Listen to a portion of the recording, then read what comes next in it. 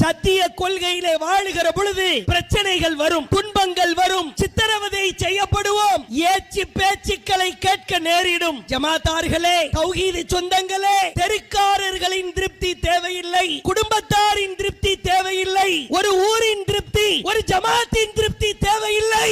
மனிதர்களின் திருப்தியை விட இந்த மனிதர்களை எல்லாம் படைத்த ரஹ்மானின் திருப்திக்கு முக்கியத்துவம் கொடுக்க வேண்டும். இந்த சத்திய கொள்கையில் நாம் உறுதியாய் வாழ்ந்தால், சமரசம் இல்லாமல் வாழ்ந்தால், சத்திய கொள்கையை ஏற்று சகிப்புத்தன்மையோடு வாழ்ந்தால், இந்த கொள்கையில் நாம் வாழ்ந்ததற்கு அல்லாஹ்வின் தூதரை சாட்சியாயிருப்பார்கள். சத்திய கொள்கையே மறுமைக்கான வெற்றி. மனித திருப்தியை கால்களுக்கு கீழாய் புதைப்போம், இறைவனின் திருப்தியை தூக்கி பிடிப்போம். சத்திய கொள்கையிலே வாழ்ந்து சத்திய கொள்கையிலேயே மரணித்து மறுமையிலே அல்லாஹ்வின் தூதரோடு இருக்கிற பாக்கியத்தை பெறுவோம்.